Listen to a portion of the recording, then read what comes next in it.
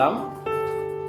பிரயோஜனமானவற்றை எங்களுக்கு போதித்து நாங்கள் நடக்க வேண்டிய வழியை எங்களை நடத்தி எங்கள் மேல் கண்களை வைத்து ஆலோசனை சொல்கிற எங்கள் அன்பின் பரலோக தகப்பனே, என் வாயின் வார்த்தைகளும் கேட்கிறவங்களுடைய இதயத்தின் தியானமும் உங்கள் சமூகத்துக்கு விதியாக இருப்பதாக.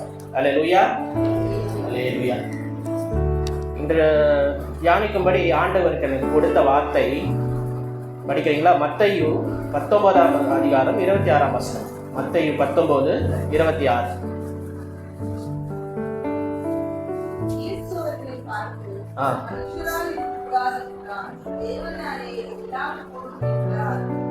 வசனம் சொல்கிறது, மனுஷரால் இது கூடாததுதான் தேவனாலே எல்லாம் கூடும். நான் என்ன சொல்ல இன்னைக்கு வந்தனோ அதை பாதியை பிரதர் அவங்க வர்ஷிப்லேயே கவர் பண்ணிட்டாங்க. அதனால என்ன தெரிகிறது என்றால், ஆண்டவர் இந்த சபையை நேசிக்கிறார் இல்லையா? இந்த செய்தியை அவர் உறுதிப்படுத்துகிறார்.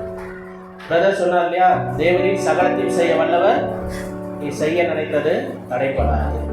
இதேதான் வசனம் சொல்கிறது, மனுஷனால் இது கூடாதுதான் தேவனாலே எல்லாம் கூடும். விசுவாசிக்கிறீங்களா? தேவனாலே எல்லாம் கூடணும். ஆமென். மனுஷனால் கூடாதுதான், ஆனால் தேவனாலே எல்லாம் கூடும் இல்லையா? நம்முடைய வாழ்க்கையில பல வேதனைகள் என்ன இருக்கும்? சரீர பலவீனங்கள் இருக்கும், பிரச்சனை இருக்கும், கடன் பிரச்சனை இருக்கும் இல்லையா? அதுக்கப்புறம் விட முடியாத பாவங்கள் இருக்கலாம், அப்போ குடும்ப பிரச்சனை இருக்கலாம், கணவன் மனைவி இடையே பிரச்சனை இருக்கலாம். ஏதோ ஒரு காரியங்கள் அழுதி கொண்டே இருக்கும். நானும் எவ்வளோ முயற்சி பண்ணி பார்த்துட்டேன், யாரெல்லாம் சந்திச்சு பார்த்துட்டேன், இது எதுவுமே என்னால் மீற முடியல. ஏன் நம்மளே ஆறுதல் படுத்திக் கொள்வோம், இதெல்லாம் முடியாது. ஏன்னா மனுஷ பலத்தாலே இது முடியாது தான். உண்மையாக சொல்ல போனால் மனுஷ பலத்தாலே இது முடியாது தான். வசனம் சொல்லுகிறது, தேவனாலே எல்லாம் கூடும்.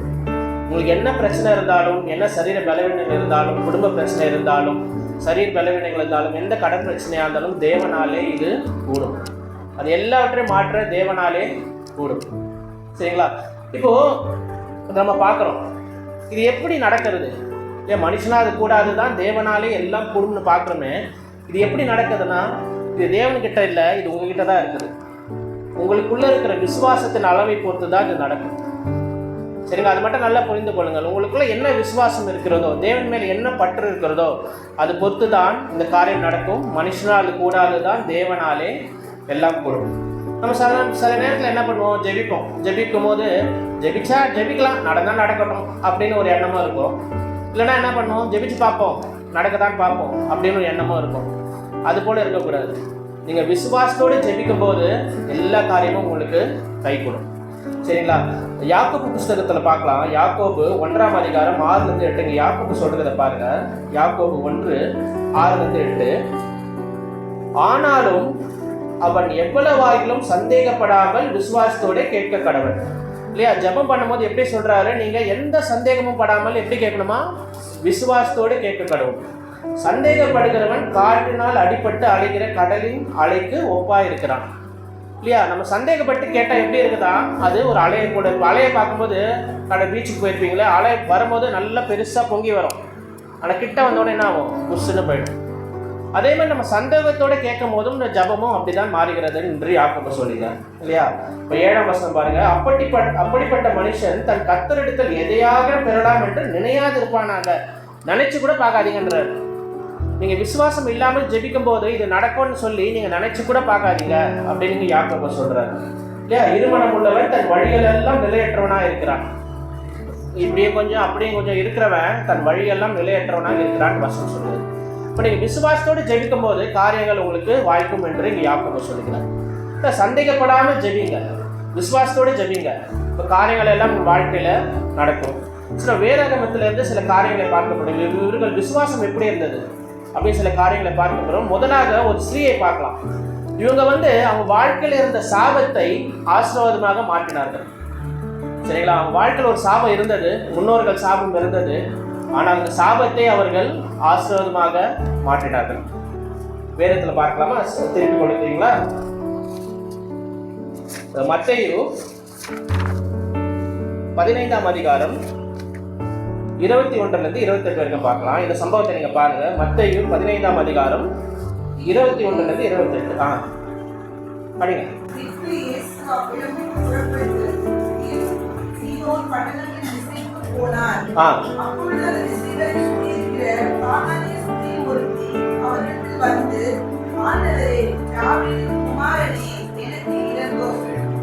என் மகள் பிசாசு இப்ப பாருங்க, இங்க குடியிருக்கிற ஒரு கானானிய ஸ்திரீ, சரிங்களா? ஒரு கானானிய ஸ்திரீ அவ சொல்றா, என் மகள் பிசாசினால் கொடிய வேதனைப்படுகிறாள், அவளுக்கு இறங்கும்னு சொல்றாரு. அப்ப ஆண்டவர் என்ன சொல்றாரு?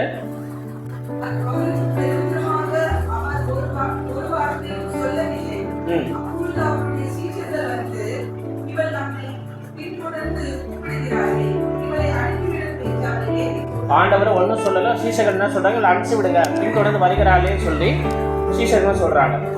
அதுக்கு ஆண்டவர் என்ன சொல்றாருன்னா,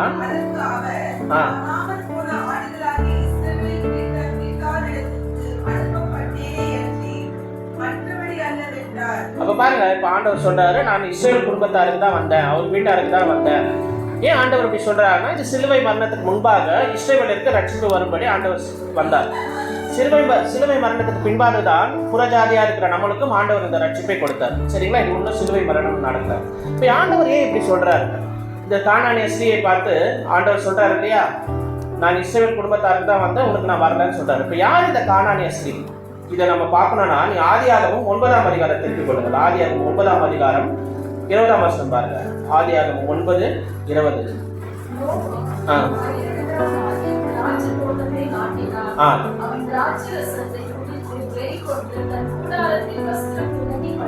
இப்ப என்ன ஆகுதுன்னா, நோவா பயிரெடுக்கிறவனாகி திராட்சை தோட்டத்தை நாட்டினான். இது எப்ப நடக்குதுன்னா, ஜலப்பிரளயம் பிறகு. சரிங்களா? இது ஒரு வழக்கமா இருந்தது நோவாக்கு. என்னது? திராட்சை ரசத்தை, அதாவது திராட்சை தோட்டத்தை நாட்டினான். அவன் வந்து அந்த திராட்சை ரசத்தை குடிக்கிறது வழக்கமா இருந்தது. இப்ப என்ன ஆச்சுன்னா, அந்த ஜலப்பிரளயத்துக்கு முன்பாக இருந்த சீதோஷ நிலையம் ஜலப்பிரளயத்துக்கு பின்பாக வந்த சீதோஷ நிலையம் மாறிடுச்சு. இப்ப எப்படி இருந்துச்சுன்னா, ஜலப்பிரளயத்துக்கு முன்பாக அந்த வசனம் சொல்கிறதுல அந்த மழை வரும்போது வானத்தில் மதகுகள் திறக்கப்பட்டது. இப்ப மதகுகள்னா என்னன்னா, டேம். ஒரு பெரிய டேம் வந்து வானத்துல இருந்துச்சு. இப்போ அந்த நோவாவின் காலத்தில் அந்த மழை பெய்யும் போது அந்த மதகுகள் வந்து திறக்கப்பட்டது. அப்போ மதகு இருக்கும்போது, ஒரு பெரிய டேம் இருக்கும்போது, இந்த சூரிய வெளிச்சம் வந்து இந்த கதிர்களை வந்து டைரெக்டாக பூமியை தாக்காது. அது எல்லாமே அந்த டேம் வந்து தடுத்துடும். இப்போ அந்த பூமி எப்படி இருந்துச்சுன்னா, நம்ம ஒரு ரெஃப்ரிஜரேட்டர் இருக்குல்ல, ஒரு ஃப்ரிட்ஜு, அந்த மாதிரி இருந்துச்சு. நீங்கள் அந்த ரெஃப்ரிஜரேட்டர் ஒரு ஆப்பிளோ இல்லை ஏதோ ஒன்று வச்சா எப்படி ஃப்ரெஷ்ஷாக இருக்கும், அதே போல் பூமி ஃப்ரெஷ்ஷாக இருந்தது. அப்போ அந்த திராட்சை தோட்டத்தை அவன் நாட்டி குடிக்கும் போது அது அவனுக்கு போதையை தரலை. சரிங்களா? இப்போ வந்து ஜலப்பிரளயத்துக்கு முன்பாக பிறகு இந்த சீதோஷ நிலையெல்லாம் மாறிடுச்சு. இப்போ வந்து இந்த திராட்சை தோட்டத்தை நட்டி அவன் குடிக்கும் போது அவனுக்கு அந்த போதையை தந்தது. இவன் வந்து வேணும்னே செய்யல, அவன் வழக்கம் போல செய்தது தான். ஆனால் அதுக்கு பிறகு வந்த காரியம் வந்து வேறமாக முடிஞ்சது. சரிங்களா? இப்போ பாருங்க, 22ஆம் வசனம். இங்கே தான் அந்த கானான் வரான் இல்லையா? நம்ம பார்த்தோம்ல, கானானிய ஸ்திரீ. படிங்க. அப்போது கானானுக்கு தகப்பனாகிய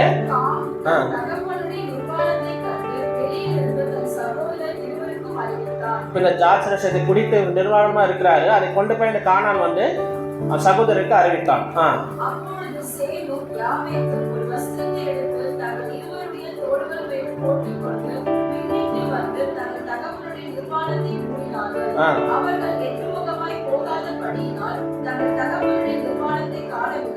பின்னாடியே வந்து அவங்க நிர்வாணத்தை மறைக்கிறாங்க. அப்புறம் பாருங்க,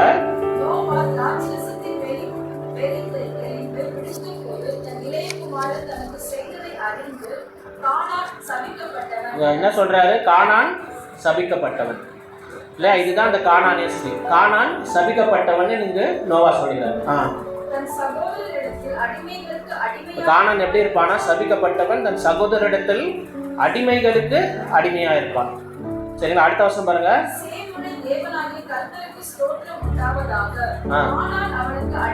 கானான் அவனுக்கு அடிமையா இருப்பான். அடுத்த வருஷம் பாருங்க.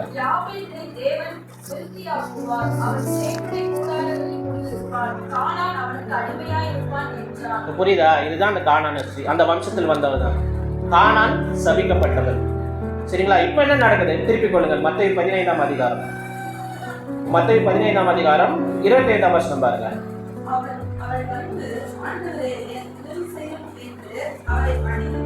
வந்து திருப்பி அவன் கேட்கிறான், உதவி செய்யுங்க ஆண்டவரே. ஆண்டவர் சொல்றாரு,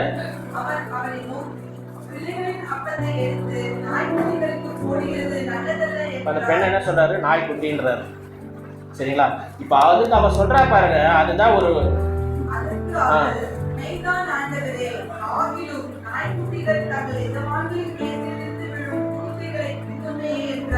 அழகா சொல்றா பாருங்க, மெய்தான் ஆண்டவரே. நீங்க என்ன சொன்னாலும் அது மெய்தான் ஆண்டவரே. நீங்க என்ன நாய்க்குட்டின்னு சொல்றீங்களா? மெய்தான் ஆண்டவரே.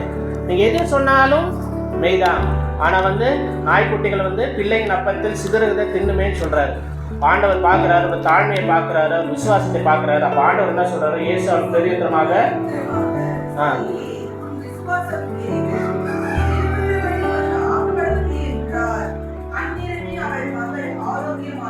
அல்லேலூயா.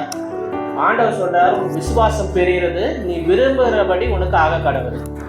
என்ன புரியுது இல்லைன்னா, இது என்னோட விருப்பம் இல்லை. என்னோட விருப்பம் வந்து இஸ்ரவேல் ஜனங்களுக்காக வந்தேன். இது பிதாவினோட விருப்பம் இல்லை. ஆனால் உன்னையோட விருப்பத்தின்படி இது ஆக கடவுள்.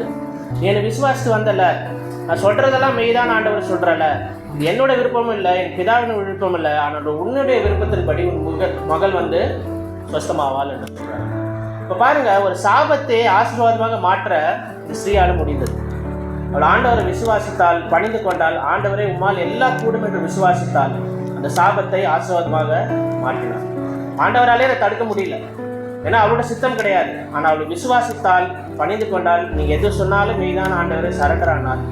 அதுக்கு ஆண்டவர் அந்த விசுவாசத்தை பார்த்து அவனுக்கு ஒரு சுகத்தை கொடுத்தார். நம்மளும் பைபிளை வாசிப்போம், படிக்கும்போது சில காரியங்களை ஆண்டவர் நமக்கு உணர்த்துவார். ஆண்டவர் நீங்கள் சொல்கிறது மெய்தான், நான் இப்படிப்பட்ட வாழ்க்கை வாழலை, நான் தவறான வாழ்க்கை வாழ்ந்து கொண்டு இருக்கிறேன். நீங்கள் சொல்கிற சாந்த குணம் எனக்கு இல்லை, நீங்கள் சொல்லிக் கொடுக்குற அந்த மனத்தாழ்மை எனக்கு இல்லை. இந்த ஆண்டவர் சொல்லும் போது அதை நம்ம ஒத்துக்கொண்டு ஆண்டவருக்கு நம்ம முழுமையாக நம்மளுக்கு அர்ப்பணிக்கும் போது ஆண்டவர் அங்கே ஒரு அற்புதத்தை செய்கிறார். நம்ம விசுவாசத்தை பார்த்து அங்கே ஒரு அற்புதத்தை செய்கிறார்.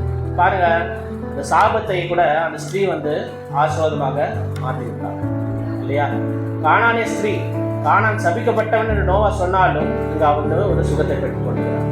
அதுதான் இந்த விசுவாசத்தின் மகிமை இல்லையா? உங்களுடைய விசுவாசம் எப்படிப்பட்டதா இருக்கிறது? நம்மளுடைய விசுவாசமே உலகத்தை ஜெயிக்கிற ஜெயம் இல்லையா? இப்போ அந்த விசுவாசத்தோட நம்ம ஆண்டவரை தேடும். இந்த விசுவாசம் மூலமாக தான் நம்ம ஆண்டவர் வந்து நம்ம எளிய காரியங்களே ஆண்டவர் நமக்கு செய்ய வல்லவராக இருக்கிறார். நம்ம இன்னொரு நபரை பார்ப்போம். விசுவாசத்தின் தகப்பன் யாரு? ஆபிரகாம். சரி, ஓகே. இப்போ நம்ம இன்னொரு வசனத்தை பாருங்கள். ஆபிரகாம் வாழ்க்கையில் இருந்த விசுவாசத்தை பாருங்க. இதை காட்டி நம்மளோட விசுவாசம் மேலாக இருக்கும். ஏன் அவர் விசுவாசம் தகப்பன் நம்ம சொல்கிறோம் அப்படின்னு சில காரியங்கள் நம்ம பார்க்கலாம். திருப்புகழ்கள் ஆதியாகமும் 22ஆம் வசனம், 22ஆம் அதிகாரம் 2வது வசனம். ஆதியாகம் 22.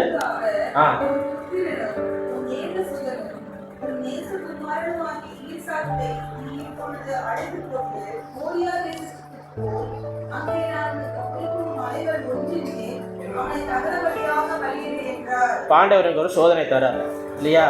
உன் புத்திரனும் உன் ஏகசுதனும் உன் நேசகுமாரனும் ஆகிய ஈசாக்கை எனக்கு பலி கொடு. ஆண்டவருக்கு 100 வயது இருக்கும் போது இந்த பிள்ளையை கொடுக்குறாரு. ஆனால் இப்போ ஆண்டவர் சொல்றாரு, அவனை எனக்கு பலியாக கொடுக்கிறார். இப்போ நம்ம இருந்தால் ஒரு வேலை பேச்சு, ஆண்டவரே இது எப்படி ஆண்டவரே, என் சொத்தை வேணா எடுத்துக்கோங்க, இல்லை என்கிட்ட இது எல்லாத்தையும் கொடுத்துறேன், மகனை எனக்கு கொடுங்க அப்படின்னு ஆபிரகாம் சொல்லவே இல்லை. இன்னொரு பாருங்க, அவன் மனைவி கிட்ட கூட சொல்லலை. ஒரு வேளை மனைவி கிட்ட சொல்லியிருந்தா மனைவி கண்டிப்பாக தடுத்திருப்போம். மகனை பைத்தியமா பிடிச்சிருக்கு, மகனை போய் பலி கொடுக்க போறேன்னு சொல்லிட்டேன் சொல்லலை.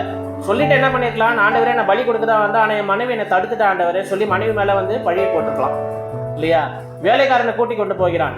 வேலைக்காரனை கூட்டிக்கிட்டு போட்டு அவனை கீழே நிற்க வச்சிடான். ஏன்னா ஒரு வேளை வேலைக்காரன் மேலே வந்துன்னா அவனும் தடுத்துருப்பான். அப்பயும் சொல்லியிருக்கான், நான் பலி கொடுக்க தான் வந்தேன், வேலைக்காரனை தடுத்துட்டான், நான் என்ன ஆண்டவரே பண்ணுவேன் அப்படின்னு அவனு சொல்லலை. ஆண்டவர் என்ன சொன்னாரோ அதை செய்வதற்காக அவன் புறப்பட்டான். ஏன் அவனுக்கு அப்படிப்பட்ட ஒரு விசுவாசம் இருந்தது? இப்படிப்பட்ட காரியத்தை ஒத்துன்னு யோசிச்சு பாருங்க, நம்மளால செய்ய முடியுமா? ஒரே மகன் இருக்கிறான், அதுவும் வந்து தவமாக இருந்து பெற்ற மகன். ஆனால் ஆண்டவர் பலி கொடுக்கணும்னு சொல்றாரு. அதெல்லாம் எப்படின்னா தகன பலியாக. தகன பலினா என்னது? வெட்டி நெருப்பை வச்சு அவனை தகன பலியாக கொடுக்கணும். ஆண்டவர் வந்து இது கேட்கும் போது ஆபிரகாம் யோசிக்க கூட வேலை, உடனே கிளம்பிட்டான்.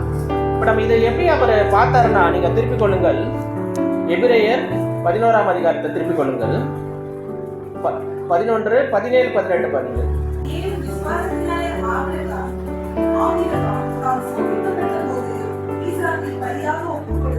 இந்த சம்பவம் அங்க சொல்றாரு இல்லையா? சோதிக்கப்பட்ட போது ஈசாக்கை பலியாக ஒப்பு கொடுத்தான்.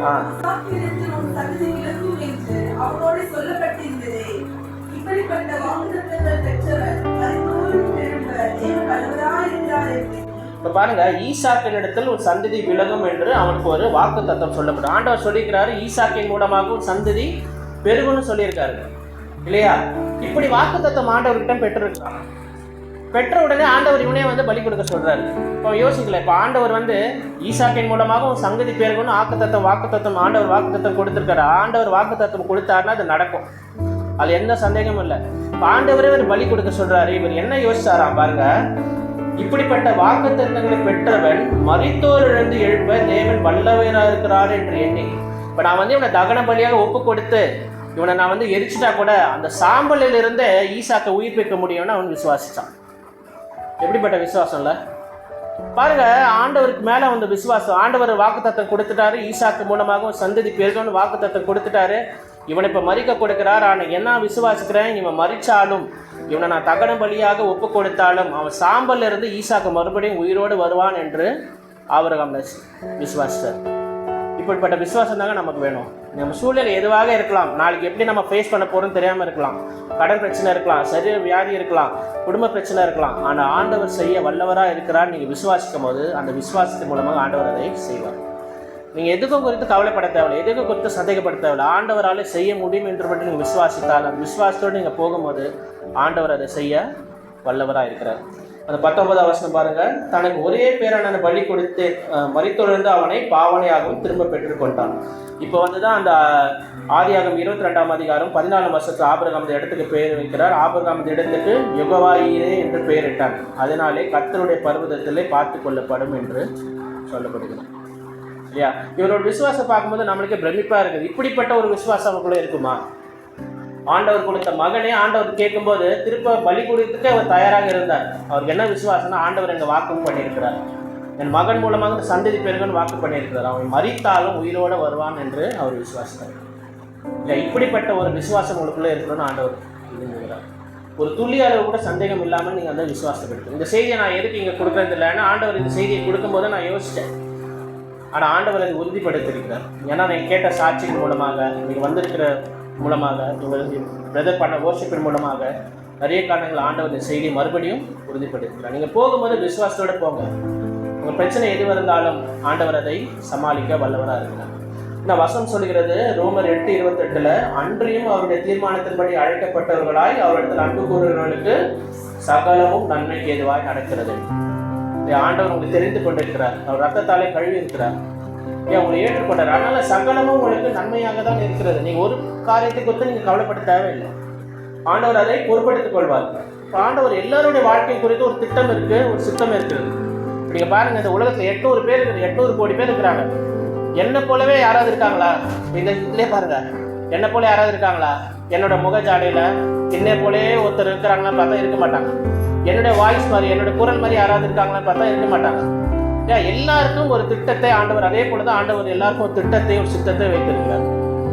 ஆண்டவரோட கிரியேஷனை பாருங்க, 800 கோடி பேர்ல என்ன போலே ஒரு மனிதன் நான் போய் தேடி கண்டுபிடிச்சோன்னா பார்க்க முடியாது. ஆண்டவர் படைப்பு பாருங்க, ஒருத்தருக்கும் ஒரு குரலை வைத்திருக்கிறார், ஒரு உருவத்தை வைத்திருக்கிறார். அதே போலதான் ஆண்டவரோட வாழ்க்கையிலும் ஒரு திட்டத்தையும் சித்தத்தையும் வைத்திருக்கிறார். இப்போ நம்ம என்ன பண்ணுவோம், அவனை பார்க்குறோம், இவனை பார்க்குறோம், இவன் அப்படி இருக்கானா இப்படி இருக்கானா, அப்படி இல்லைங்க. உங்களுக்கு ஆண்டவர் என்ன சித்தத்தை வைத்திருக்கிறாரோ, திட்டத்தை வைத்திருக்கிறாரோ, உங்களுக்கு ஆண்டவர் என்ன வாக்குத்தத்தை கொடுத்துக்கிறாரோ அதை ஆண்டவர் செய்வார். ஆண்டவர் உங்களுடைய தேவைகள் நல்லா அறிஞ்சிருக்கிறார். நீங்கள் எப்போ ஆண்டவர் ஏற்றுக்கொண்டீர்களோ அவர் உங்களோட இருக்கிறார். அவர் உங்களுக்கு தனியாக விட்டு போகிறதில்ல. நீங்கள் துன்பப்படுகிறீங்களா, அவர் துன்பப்படுவார். உங்களுக்கு தேவை இருக்கிறதா, அவருக்கு அதே தேவை தான் இருக்கிறது. நீங்கள் சந்தோஷப்பட்டீங்கன்னா அவர் சந்தோஷப்படுவார். உங்களுக்கு என்னென்ன தேவை இருக்குதோ ஆண்டவர் அறிந்திருக்கிறார். அது ஏற்ற வேலையில் அதை செய்வார். ஒரு சம்பவத்தை பாருங்க. மத்தேயு 17ஆம் அதிகாரத்தில் 24ஆம் வசனத்தில் நான் அப்படியே ஜஸ்ட் சொல்லிட்டு போகிறேன், படிக்க வேண்டாம். மத்தேயு 17:24 அவர்கள் கப்பர்நகூமில் வந்தபோது வரிப்பணம் வாங்குகிறவர்கள் பேதுருவிடத்தில் வந்து, உங்கள் போதகர் வரிப்பணம் செலுத்துகிறதில்லையா என்று கேட்டார்கள். செலுத்துகிறார் என்றார். இப்போ இவங்க வந்து கேட்குறாங்க, வரிப்பணம் வாங்கும்போது பேதுரு கிட்ட, உங்கள் போதகர் வரிப்பணம் செலுத்துகிறது இல்லையா? இல்லை செலுத்துகிறாரு அப்படின்னு சொல்லிட்டாரு. இப்போ பேதுரு வந்து பாருங்க, அடுத்த வசனம், அவன் வீட்டுக்குள் வந்த போது அவன் பேசுகிறதற்கு முன்னமே இயேசு அவனை நோக்கி. பேதுரு என்ன யோசிச்சிருப்பாரு, வரிப்பணம் செலுத்தலை, சரின்னு தான் அவர்கிட்ட சொல்ல வரான். இவன் யோசிச்சிருப்பான், நானும் வரிப்பணம் செலுத்தலையே, நானும் செலுத்தணுமே வரிப்பணம், என்கிட்டயும் காசு இல்லையே அப்படின்னு சொல்லி வீட்டுக்குள்ள வரான். அவன் பேசுறதுக்கு முன்னமதாக ஆண்டவர் சொல்றாரு, சீமோனே உனக்கு எப்படி தோன்றுகிறது? இப்போ என்ன சொல்றாருன்னா, 27ஆம் வசனம் பாருங்க, ஆகிலும் நான் அவரிடத்தில் இடராதபடிக்கு நீ கடலுக்கு போய் தூண்டி போட்டு முதலாவது அகப்படுகிற மீனை பிடித்து. 27ஆம் வசனம் படிக்கிறேன்.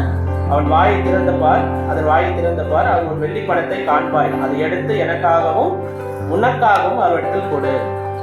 எனக்காக மட்டும் இல்லை, உனக்காகவும் சேர்த்து கொடு. ஆண்டவருக்கு தெரியும் பேதுருக்கு அவனும் வரி பணம் செலுத்தணும்னு. இல்லையா? எனக்காக மட்டும் இல்லை, உனக்காக சேர்த்து கொடு. இப்போ நீ உங்களுக்கு என்ன தேவையோ அது ஆண்டவர் நல்லாவே தெரியும். உங்களை திக்கற்றவளாக அவர் விட மாட்டார். நீங்கள் சொல்கிறதுக்கு முன்னாடியே அவர்கிட்ட தெரியும். உங்கள் பேர் சொல்லக்கூட வேலை, எனக்கும் வரி பண்ண செலுத்தின ஆண்டவர்ன்னு ஆண்டவர் சொல்கிறாரு, நீ போப்பா எடு, எனக்கும் உனக்கும் சேர்த்து கொடுங்க. ஆண்டவர் உங்களோடு கலந்து விடுகிறார். உங்கள் தேவை என்னவோ அதுதான் ஆண்டவருடைய தேவை இல்லையா? உங்கள் இயக்கம் என்னமோ அதுதான் ஆண்டவருடைய இயக்கம். நீங்கள் ஒருபோதும் நினைக்காதீங்க, நான் வந்து தனிமையாக இருக்கேன், எனக்கு துணை ஒருத்தரும் இல்லை, எனக்கு துணையாக யாரும் இல்லை இல்லையா, எனக்கு இவ்வளோ தேவைகள் இருக்குது. உங்கள் தேவை எதுவும் ஆண்டவர் நல்லா அறிந்திருக்கிறாரு. அதற்கான தீர்வையும் ஆண்டவர் கொடுத்துருவார். ஒரு மீன் மூலமாக வரிப்பணத்தை கொடுக்க ஆண்டவர், யார் மூலமாக உங்கள் தேவைகளை சந்திக்க ஆண்டவர் வல்லவராக இருக்கிறார்.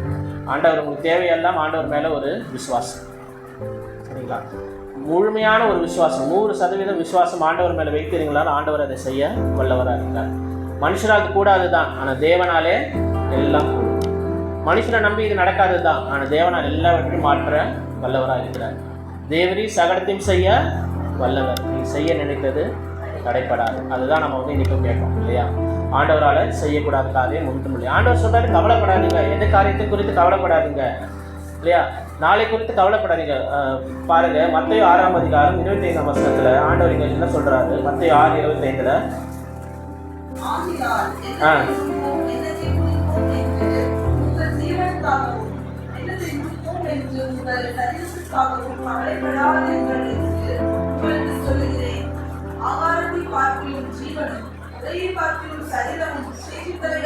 ஆண்டவர் என்ன சொல்ற? கவலைப்படாதீங்க, உடைக்காக கவலைப்படாதீங்க, நாளைக்கு என்ன சாப்பிட போறோம் கவலைப்படாதீங்க, ஜீவனை குறித்து கவலைப்படாதீங்க. 27ஆம் வசனம் பாருங்க, 27.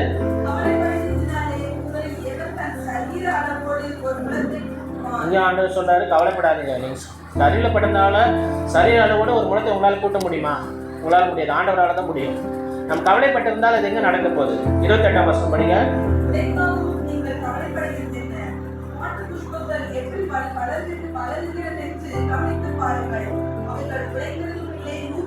இங்கே ஆண்டவர் சொல்றாரு, உடைக்காவும் நீங்கள் கவலைப்படுகிறது.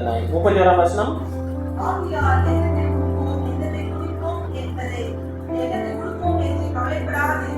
மறுபடியும் ஆண்டவர் சொல்றாரு, கவலைப்படாதீங்க கவலைப்படாதீங்க கவலைப்படாதீங்க இல்லையா? 34ஆம் வசனம் பாருங்க.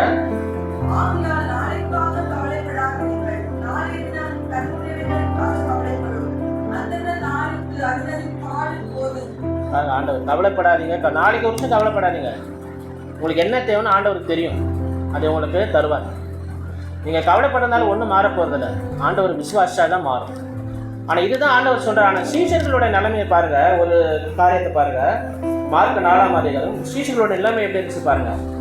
மார்க் 4:35 திருப்பி கொடுங்க. 35-36 படிக்கலாம். மார்க் 4:35.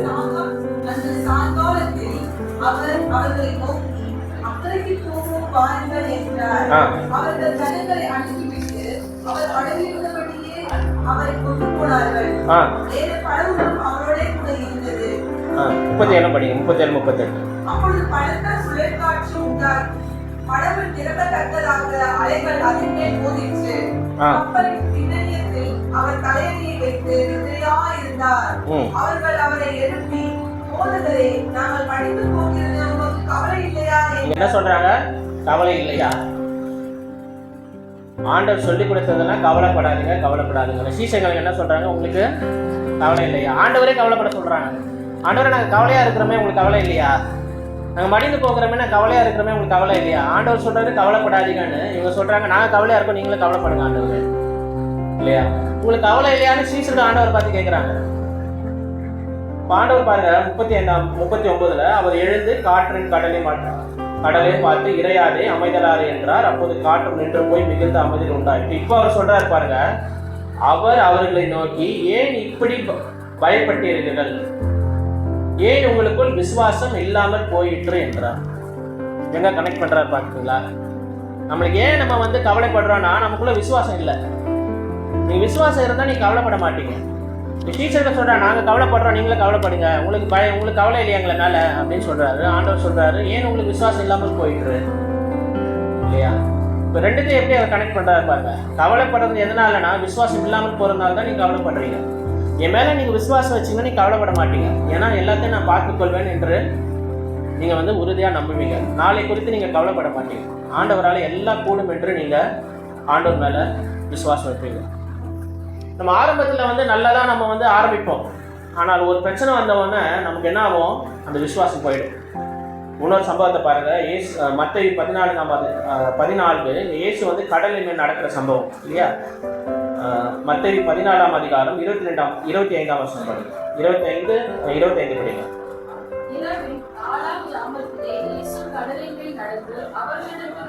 ஆண்டவர் வந்து கடல் மேல நடந்து சீசர் இடத்துல வராரு. 29 வசனம் படிங்க. இப்போ பேதுரு கேட்கிறாரு, ஆண்டவரே நானே நடக்கணும்னு.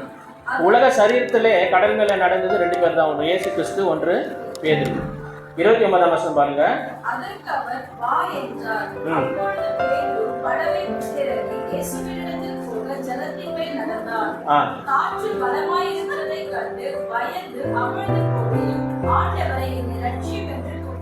பாருங்க, பேதுரு வந்து நல்லா ஆரம்பிக்கிறாரு, விசுவாசத்தோடு நடக்கிறாரு. திடீர்னு காற்று அடிச்சவொன்னா அவருக்கு என்ன வந்துச்சு, அந்த விசுவாசம் போயிடுச்சு இல்லையா? பாண்டு அமிழ்ந்து கொள்கிற ஆண்டவரே என்னை ரட்சியம் என்று அங்கே கதறுகிறான். பாண்டவர் என்ன சொல்றாரு, உடனே இயேசு நீட்டி அவனை பிடித்து அற்ப விசுவாசியே இல்லையா, ஏன் சந்தேகப்பட்டான் என்றார் இல்லையா? இப்போ பேதுரு பாருங்க, ஆரம்பிக்கும் போது நல்லதான் ஆரம்பிச்சாரு, கடல் மேல நல்லா நடந்தாரு. ஆனால் ஒரு சின்ன பிரச்சனை வரும்போது அவர் விசுவாசம் போயிட்டார். பாண்டவர் சொல்றாரு, அற்ப விசுவாசியே ஏன் பயம் சந்தேகப்பட்டார் இல்லையா? நீங்கள் சந்தேகப்படாதீங்க, என் வாழ்க்கை இதோட முடிஞ்சிருமான்னு சந்தேகப்படாதீங்க, என்னோட பலவீனம் இதோட போயிடுமான்னு சந்தேகப்படாதீங்க. ஆண்டவர் சொல்கிறாரு, அப்படி சந்தேகப்பட்டீங்கன்னா ஆண்டவர் சொல்லுவார், அற்ப விசுவாசியேன்னு சொல்லுவார். சரிங்களா? நம்ம ஆண்டவர் மேலே விசுவாசத்தை வைக்கும் போது ஆண்டவர் அது நமக்கு வாய்க்க பண்ணுவார். சரிங்களா? பேதுரு போல வந்து நம்ம ஆரம்பிச்சது நல்லா ஆரம்பிச்சுட்டு நடுவில் வந்து சந்தேகப்பட்டு போவோம்னா ஆண்டவர் நம்மளை பார்த்து சொல்கிறது அற்ப விசுவாசி.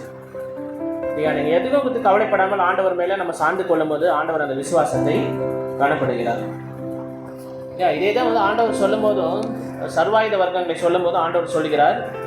எபேசியர் 6 அதிகாரம் 11 வசனத்தில் பார்க்கும்போது, எபேசியர் 6:11 நீங்கள் பிசாசின் தந்திரங்களோடு எதிர்த்து நிற்க திராணி உள்ளவர்களாகும்படி தேவனுடைய சர்வாயுத வர்க்கத்தை தரித்துக் கொள்ளுங்கள். 12 வசனத்தில் பார்க்கிறோம், ஏனெனில் மாம்சத்தோடும் ரத்தத்தோடும் அல்ல, துரைத்தணுகளோடும் அதிகாரங்களோடும் பிரபஞ்சத்தின் அந்தகார லோகாதிபதிகளோடும் வான மண்டலத்தில் உள்ள பொல்லாத சேனைகளோடும் நமக்கு போராட்டம் உண்டு. நீங்கள் வந்து உங்களுக்கு ஒரு பிரச்சனை, ஒரு துன்பம் இல்லை யாராவது இருக்கிறாங்கன்னா அது வந்து அந்த மனிதர்களால் இல்லை, பின்னாடி இருந்து செயல்படுகிற பிசாசால தான் அது வருகிறது. ஏன்னா வான மண்டலத்தில் பொல்லாத சேனைகளோடு தான் நமக்கு வந்து போராட்டம் பண்ணுறது. உங்களை ஒருத்தர் வந்து எதிர்க்கிறாங்களா, அது அவரால் மூலம் இல்லை, பின்னாடி இருக்கிற பிசாசு செய்கிற செயலாக இருக்கிறது. இப்போ நம்ம போராட்டம் எங்கே இருக்கணும், அந்த பிசாசோடு தான் இருக்கணும், அந்த நபரோடு இருக்கக்கூடாது. அவன் ஜஸ்ட் அவனோட கருவியாக தான் அவன் பயன்படுத்துகிறான். இப்போ பாருங்க, 16 வசனத்தில் சொல்றாரு, பொல்லாங்கனேயும் 16 வசனம், பொல்லாங்கனேயும் அக்னி ஆஸ்திரங்களை எல்லாம் அவித்து போடத்தக்கதாக எல்லாவற்றுக்கும் மேலாக விசுவாசம் என்னும் கேடகத்தை பிடித்து கொண்டவர்களாய் நில்லுங்கள். இந்த பிசாசானவன் அக்னி ஆஸ்திரங்கள் மேலே எழுகிறான். அப்போ நம்ம என்ன வச்சு அதை தடுக்கணும்னா, விசுவாசம் என்னும் கேடகத்தை வைத்து நம்ம வந்து தடுக்கணும். அவன் எரிந்து கொண்டே தான் இருப்பான். உங்கள் விசுவாசத்தை குலைக்கும்படியாக உங்களுக்கு பிரச்சனை கொண்டு வந்தே தான் இருப்பான். ஆனால் உங்களுக்குள்ள அந்த விசுவாசம் இருக்கும்போது அந்த கேடகத்தை வைத்து நீங்கள் தடுக்கும்போது நீங்கள் வந்து ஜெயம் பெற முடியும் இல்லையா? நம்ம இந்த உலகத்தை விட்டு போகிற வரைக்கும் பிசாசு உங்களுக்கு பிரச்சனை கொண்டு வந்து தான் இருக்கும். எப்படியாவது உங்களை வந்து மடங்கடிக்கணும்னு பார்ப்பான், ஏதாவது பிரச்சனை மாட்டி விடணும்னு தான் பார்ப்பான். நீங்கள் பிசாசோட தான் எதிர்த்து போராடணும். உங்களுக்கு என்ன தேவைன்னா அந்த விசுவாசம் தேவை. அவன் கொண்டு வர பிரச்சனைகளை நீங்கள் வந்து சமாளிக்கணும், ஜெயிக்கணும்னா உங்களுக்கு ஆண்டவர் மேலே விசுவாசம் தேவை. அந்த விசுவாசம் உங்களுக்குள்ளே இருக்கும்போது நீங்கள் வந்து ஜெயம் பெற்றவர்களாக நிற்க முடியும். ஆண்டவர் எல்லா காரியத்தையும் நம்ம செய்ய முடியும் இல்லையா? சங்கீதம் 30:5 பார்க்கிறோம், சாயங்காலத்தில் அழுகை தங்கும், விடியற் காலத்திலே களிப்பு உண்டாகும். சாயங்காலத்தில் என்ன இருக்குன்னா அழுகை. இந்த நேரத்தில் நீங்கள் வந்து நினைக்கலாம், இப்போ நீங்கள் வரும்போது இல்லையா, ஆண்டவரே இவ்வளோ பிரச்சனை இருக்கிறது, இவ்வளோ கடன் பிரச்சனை இருக்கிறது, இவ்வளோ பலவீனங்கள் இருக்குது, என்னை சுற்றி கொண்டு பிரச்சனைகளை அமிழ்த்தி கொண்டு இருக்கிறது அப்படின்னு நீங்கள் நினைக்கலாம். சாயங்காலத்தில் அழுகை தங்கும், விடியற் காலத்தில் களிப்பு உண்டாகும். முடியுமா? ஆண்டவரால் முடியும், கண்டிப்பாக இது முடியும். ஒரே நைட்டில் ஆண்டவரால் எல்லாத்தையும் மாற்ற முடியும். நீங்கள் தேவையானது ஒன்று விசுவாசம் தான். அந்த விசுவாசத்தோடு நடக்கும்போது நீங்கள் எந்த பிரச்சனையாக இருந்தாலும் ஆண்டவர் அதை மாற்றக்கூடும். சரி, ஒரு சம்பவத்தை பாருங்க. 2 ராஜாக்கள் 6 அதிகாரம் திருப்பிக் கொள்ளுங்கள். 2 ராஜாக்கள் 6 அதிகாரம் 25 வசனத்தை பார்க்கலாம். 2 ராஜாக்கள் 6:25.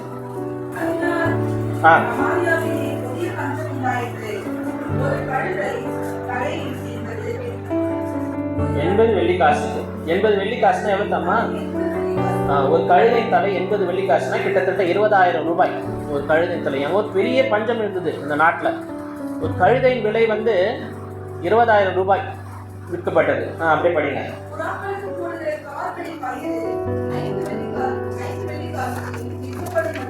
5 வெள்ளிக்காசுனா என்ன தெரியுங்களா? கிட்டத்தட்ட 2,000 ரூபாய்.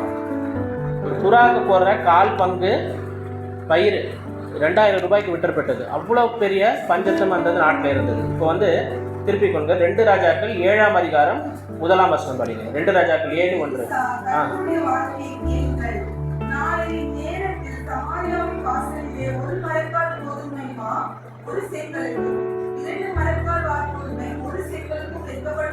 இப்போ எலிசா இங்க சொல்றாரு, என்ன சொல்றாருன்னா, நாளை இந்நேரத்தில் ஒரு மரக்கால்னா 5 கிலோ மாவு எவ்வளோக்கு விற்பாங்களா? ஒரு சேக்கால்னா 31 ரூபாய் இல்லையா? ஒரு கழுதை தலை 20,000 ரூபாய்க்கு விற்றப்பட்டது. இப்போ எலிசா இங்க சொல்ற நாளைக்கு வந்து 5 கிலோ மாவு 31 ரூபாய்க்கு விற்கப்படும் அப்படின்னு அவர் சொல்றாரு இல்லையா? இப்போ 2 மரக்கால் வால் கோதுமை ஒரு சேக்கலுக்கு 2 மரக்கால் வால் கோதுமை வந்து 31 ரூபாய்க்கு விற்கப்படும் சொல்றாரு. இப்போ 2ஆம் வசனம் பாருங்க.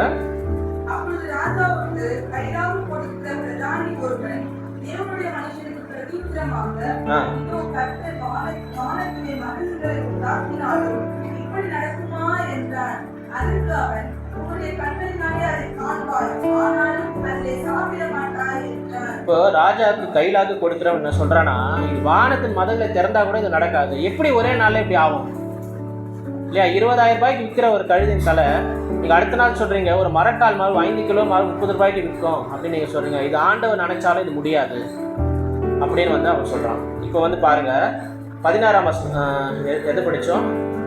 16ஆம் வசனம் படிங்க.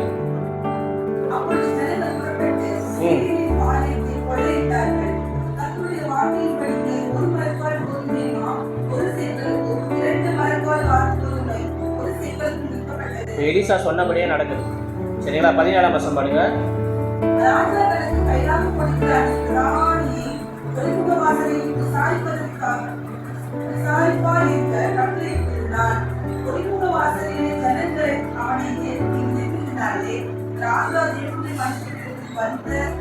வந்தபோது சொல்லியிருந்தபடியே அவன் செத்து போனான். இவன் அதை விசுவாசிக்கல, அதனால இவனால அதுக்குள்ள அனுபவிக்க முடியல. பார்த்தீங்களா? இவன் சொன்னா இதெல்லாம் நடக்குமா? ஆனால் நடந்துச்சு. இவன் விசுவாசம் இல்லாமல் சொன்னா அதை அவன் என்ன பார்க்குறோம்? ஒடிமுக வாசல் விசாரிப்புக்காரனாக கட்டிட்டு இருந்தான் இல்லையா? ஒடிமுக வாசல் ஜனங்கள் அவனை நெருங்கி விதித்ததினால் ராஜா தேவனுடைய மனுஷனுக்கு வந்த போது சொல்லியிருந்தபடி அவன் செத்து போனான். விசுவாசியாமல் போனான், ஆனால் அங்கே செத்து போயிட்டான் இல்லையா? சாயங்காலத்தில் என்ன பார்த்தோம்? அழுகை தங்கும், விடிய காலத்தில் களிப்பு உண்டாகும். அது வந்து ஆண்டவரால் முடியும். நம்ம நினைக்கலாம் இதெல்லாம் நடக்குமா? ஆண்டவர் மதங்கள் திறந்தாலும் இதெல்லாம் நடக்காதுன்னு நீங்கள் நினைக்கலாம். ஆனால் ஆண்டவர் நினைச்சா முடியும். அதை நீங்கள் விசுவாசிக்கணும். இங்கே ஒரு மனுஷன் விசுவாசிக்காமல் இருந்தான், இதெல்லாம் நடக்காது எப்படின்னு. அவன் அடுத்த நாள் அதை அனுபவிக்க முடியாமல் நீங்கள் செத்து போனான் இல்லையா? இதுதான் விசுவாசம் செய்கிற காரியம். ஆண்டவரால் எல்லாம் முடியும் நீங்கள் விசுவாசிக்கும் போது ஆண்டவர் கண்டிப்பாக அதை செய்ய வல்லவராக இருக்கிறார். சாயங்காலம் எப்படி வேணா இருக்கலாம், ஆனால் நாளைக்கு விடியும் போது எல்லாவற்றையும் மாற்ற ஆண்டவரால் முடியும். நீங்கள் போகும்போது ஒரு விசுவாசத்தோடு போங்க. இந்த பிரச்சனை எல்லாம் ஆண்டவர் தீர்ப்பார் என்ற விசுவாசத்தோடு நம்ம ஜெபிச்சு போகும்போது நாளைக்கு நீங்கள் போகும்போது எல்லாத்தையும் ஆண்டவர் மாற்ற வல்லவராக இருக்கிறார். அதுதான் இந்த செய்தி ஆண்டவர் உங்களுக்கு சொல்லும்படி என்னை ஏவினார். ஏன்னா இங்கே நிறைய சாட்சிகளை கேட்டேன், நிறைய பேர் இருக்கிற சூழ்நிலையில் பார்க்கும்போது ஆண்டவர் உங்களுக்கு ஒரு வாக்குத்தத்தை கொடுக்குறார். என்னை விசுவாசி, நீ விசுவாசிச்சுன்னா உங்களுடைய பிரச்சனை எதுவாக இருந்தாலும் நான் மாற்றுவதற்கு ஆண்டவர் வல்லவராக இருக்கிறார். ஆண்டவரே மெச்சிக்கொண்ட சில விசுவாசத்தை நம்ம பார்க்கலாம். ஆண்டவரே பார்த்து ஆச்சரியப்பட்டார், இப்படிப்பட்ட ஒரு விசுவாசமா. ஏன்னா பிரதர் கூட அதை அந்த செய்தியில் வந்து டச் பண்ணார். திருப்பிக் கொள்ளுங்கள். மத்தேயு 8ஆம் அதிகாரம் 5ஆம் வசனத்தில் நம்ம படிக்கலாம். மத்தேயு 8:5 வசனத்தில் ஆண்டவரே மெச்சிக்கொண்ட ஒரு விசுவாசம். இப்போ 100க்கு அதிபதி ஒருவன் வரான். 100க்கு அதிபதினா 100 பேருக்கு தலைவராக இருக்கிறவன் அவன். சரிங்களா? படிங்க.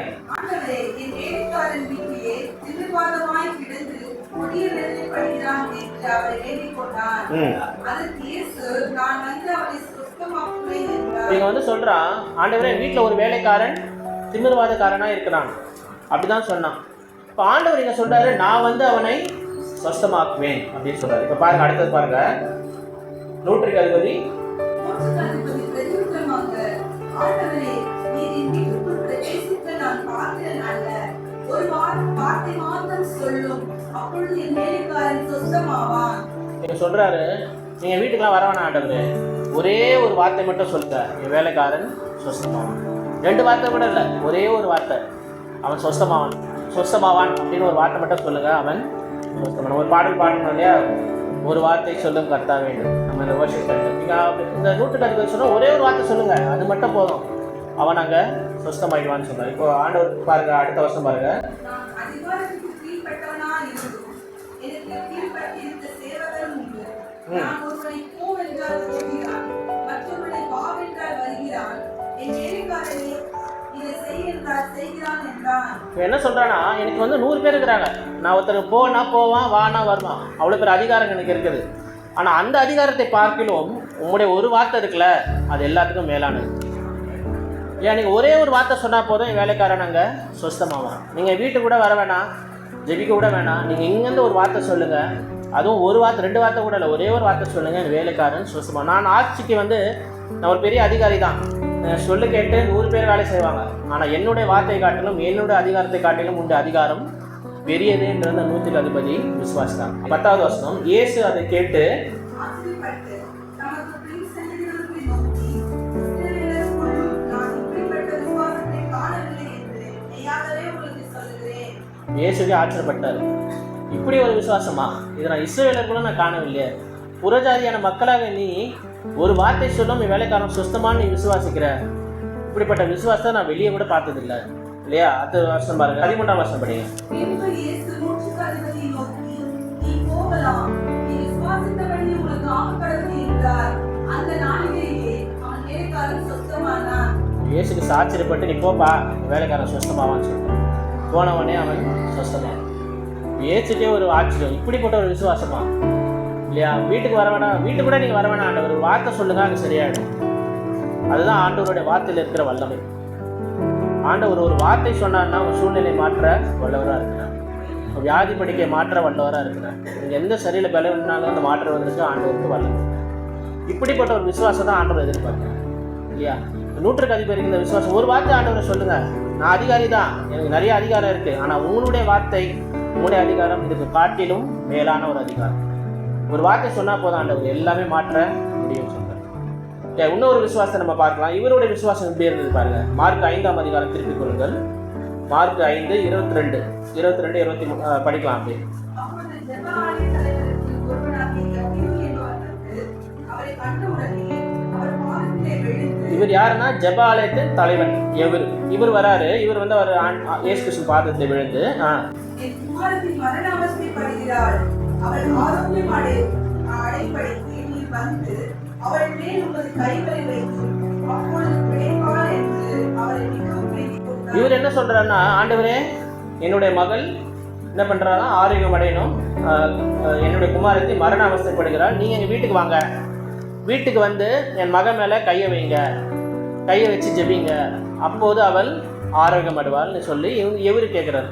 இப்போ 100க்கு அதிபதி சொன்னா வீட்டுக்கு கூட வர வேணாம், ஒரு வார்த்தை சொல்லும் போது அவர் போதுமாண்டவரே அவர் சொஸ்தமாவான்னு சொல்றாரு. இப்போ எவரு என்ன சொல்றாரு, நீங்க வீட்டுக்கு வாங்க, என் மகள் மேல கையை வைங்க, ஜெபிங்க, அப்போ அவள் சொஸ்தமாவாள் என்று இவர் சொல்ற. இவருடைய விசுவாசம் பாருங்க. இப்போ அவர் சொல்றாரு, அப்போ ஆண்டவர் சொல்றாரு, அவர் அவனோட கூட அடுத்த வருஷம் பாருங்க, அவர்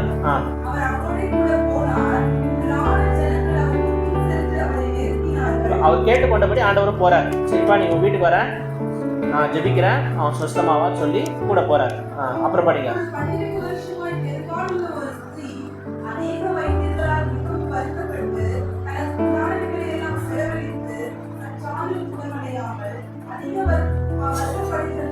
இங்க ஒரு ஸ்திரீயை காட்டுறாரு.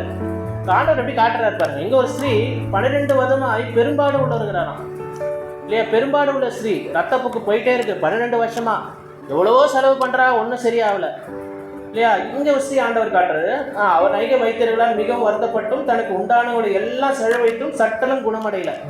எல்லாத்தையும் செலவழிச்சிட்டா, நிறைய டாக்டர்ஸை பார்த்துட்டா, ஒன்றும் செலவாகல. இப்போ என்ன பண்றா, இயேசுவை குறித்து கேள்விப்பட்டு படிங்க.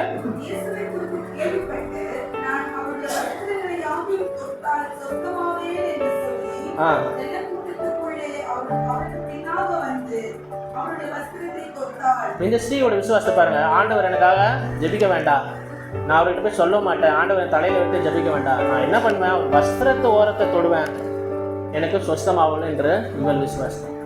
100க்கு அதிபதி ஒரு விசுவாசம் இருந்தது. ஆண்டவரே ஒரு வார்த்தை சொல்லும் சுகமாயிடுவான்னு.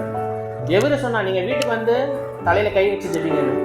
இந்த ஸ்ரீ வந்து ஆண்டவர்கிட்ட பர்மிஷன் கூட கேட்கல இல்லையா? ஆண்டவரே வஸ்திரத்தை தொட்டுக்கிறேன்னு சொல்லி பர்மிஷன் கூட கேட்கல. ஆண்டவரே எனக்கு சுகமாகணும்னு சொல்லலை, தலையில கை வச்சு ஜெபிக்கணும்னு சொல்லலை. என்ன பண்ணா, அவளுக்கு என்ன விசுவாசம் இருந்துச்சா, வஸ்திரத்தை ஓரத்தை தொட்டான சுகமாகுவேன் என்று அவள் விசுவாசா அதை தொட்டா சுகத்தை பெற்றுக்கொண்டாள். பாருங்க, ஒரு விசுவாச ஆண்டவர் எவ்வளோ அழகாக காட்டி கொண்டிருக்காங்களா. இப்போ மத்தேயு 14ஆம் அதிகாரம் 36ஆம் வசனத்தில் நான் படிக்க வேண்டாம்னு சொல்கிறேன். கணேசரத்துக்கு போவாராங்க. அப்போ 36ஆம் வசனத்தில் பார்க்கும்போது அவருடைய வஸ்திரத்தின் ஓரத்தை ஆகிலும் அவர்கள் தொடும்படி உத்தரவு கேட்டுக்கொண்டார்கள், வேண்டும் என்று அவர் வேண்டிக் கொண்டார்கள். தொட்ட யாவரும் சொஸ்தமானார்கள். அங்கே அவர்கிட்ட பர்மிஷன் கேட்குறாங்க, ஆண்டவரே உங்கள் வஸ்திரத்தை தொடணும், நீங்கள் உத்தரவு கொடுங்கன்னு.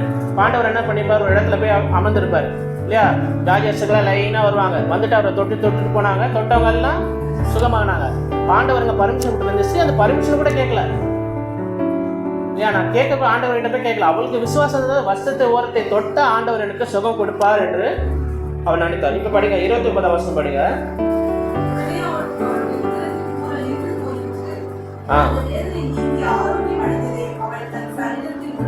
அவளுக்கு தெரிஞ்சிச்சு எனக்கு சுகம் வந்துடுச்சுன்னு அவளுக்கு தெரிஞ்சிடுச்சு இல்லையா? எவ்வளவு சந்தோஷமா இருந்திருக்கல. 12 வருஷம் இந்த பாடுகள் உள்ளது, பல செலவுகள் பண்ணா, ஒண்ணுமே நடக்கல.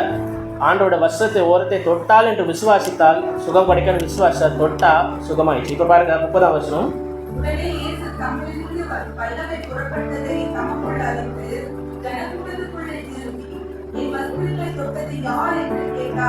அப்புறம்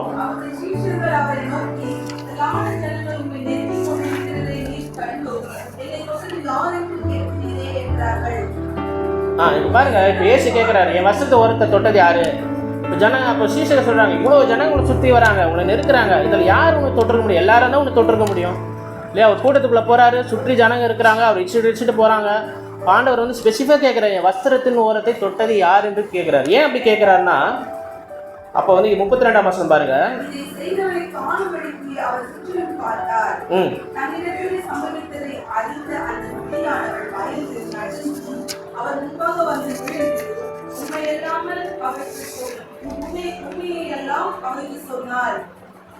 அவர் அவரை பார்த்து, மகளே, உன் விசுவாசம் உன்னை ரட்சித்தது, நீ சமாதானத்தோடு உன் வேதனை நீங்கி சுகமாயிரு என்றார். இப்போ பாருங்க, இங்க ஆண்டவர் என்ன நடக்குது? இப்போ ஆண்டவர் வந்து இவ்வளோ பேர் இருக்கிறாங்க. அப்போ ஆண்டவர் கேட்க வஸ்திரத்தின் ஓரத்தை தொட்டது யாருன்னு சொல்றாரு. ஏன்னா அவருக்குள்ளேருந்து ஒரு வல்லமை போயிருக்கிறது இல்லையா? இவ்வளோ பேர் என்னை நெருக்கி போனாலும் ஒரு பெண் வந்து என்னை விசுவாசத்தோடு தொட்டா, எனக்குள்ளே இருக்கிற வல்லமை வந்து அவர் எடுத்துக்கொண்டா, அதை நான் உணர முடியுது. அந்த வஸ்திரத்தை தொட்டது யாருன்னு கேட்குறாரு. இப்போ விசுவாசத்தோடு நம்ம போய் அவர் ஆண்டவரை சேரும்போது அவரோட வல்லமை நமக்குள்ள விளங்குகிறது. இப்போ ஸ்ரீ வந்து சொல்கிறாரு இல்லையா, அந்த ஸ்ரீ பயந்து நடிகர் முன்பாக வந்து உண்மையெல்லாம் அவருக்கு சொன்னார். அவர் அவளை பார்த்து, மகளே, உன் விசுவாசம் உன்னை ரட்சித்தது. எது ரட்சித்தது? அவளுடைய விசுவாசம் ரட்சித்தது. நீ சமாதானோட்டை போய் உன் வேதனை நீங்கி சுகமாயிரு. நீங்கள் சமாதானோட்ட போங்க, உங்கள் வேதனை நீங்கி சுகமாக இருப்பீங்க இல்லையா? இந்த காலை வேளையில் ஆண்டவர் இதை தான் சொல்கிறார், நீங்கள் சமாதானோட்ட போய் உங்கள் வேதனை நீங்கி சுகமாயிரு. நீங்கள் எந்த பிரச்சனை எந்த கஷ்டத்தோடு வந்திருந்தாலும் இல்லையா, நீங்கள் சமாதானோட்ட போங்க, ஆண்டவர் உங்களை வேதனை நீக்கி உங்களை சுகம் பண்ண வல்லவரார். நீங்கள் தேவையெல்லாம் விசுவாசம் தான். ஆண்டவரை நம்புங்க, ஆண்டவர் உங்களுக்கு செய்வார் என்று நம்புங்க. ஆண்டவர் உங்கள் மேலே இந்த விசுவாசத்தை ஆண்டவர் வைக்கும் போது உங்களுக்கு எல்லா சுகத்தையும் பலத்தையும் ஆண்டவர் தர வல்லமராக இருக்கும். இங்கே அவிசுவாசம் இல்லைன்னா என்ன அவன் பார்க்கும்போது மார்க் 6:5 பார்க்குறோம். மார்க் 6:5 அங்கே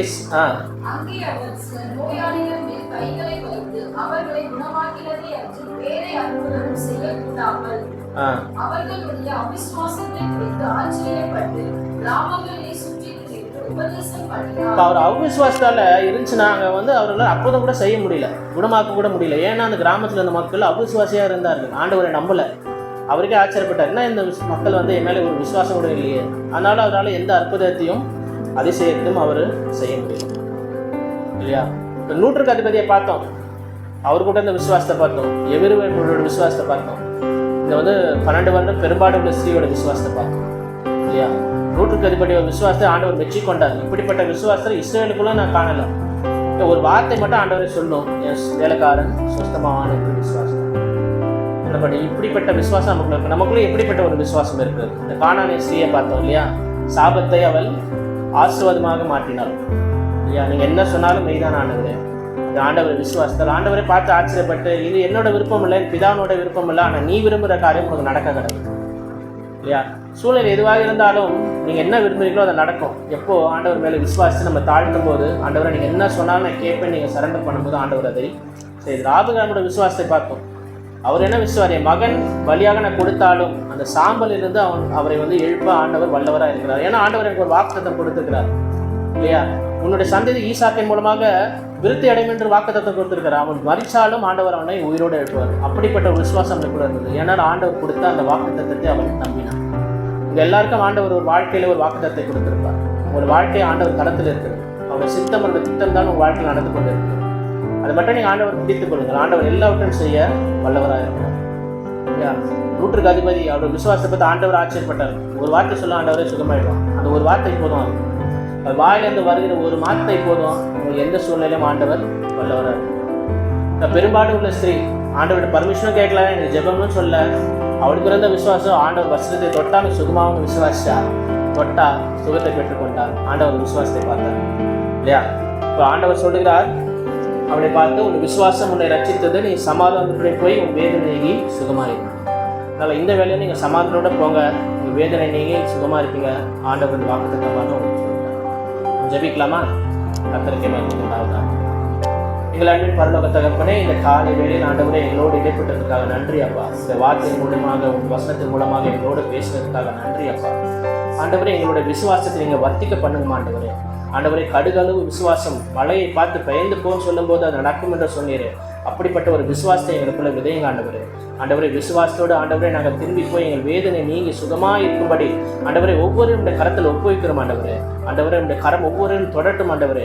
சரீரத்தில் எந்த பலவீனங்கள் ஆண்டவரே, சோர்வுகள் ஆண்டவரே, குடும்ப பிரச்சனைகள் ஆண்டவரே, எப்படிப்பட்ட காரியமாக இருந்தாலும் இயேசுவின் நாமத்தை நாங்கள் சொல்லும்போது ஆண்டவரே, இயேசுவின் நாமத்தை சொல்லி நாங்கள் ஜெபிக்கும் போது ஒரு வார்த்தை மாற்றும் போதும் ஆண்டவரே, எல்லா சூழ்நிலையும் மாற்ற நீங்கள் ஆண்டவரே வல்லவராக இருக்கிறீங்க என்று விசுவாசிக்கணும்ப்பா.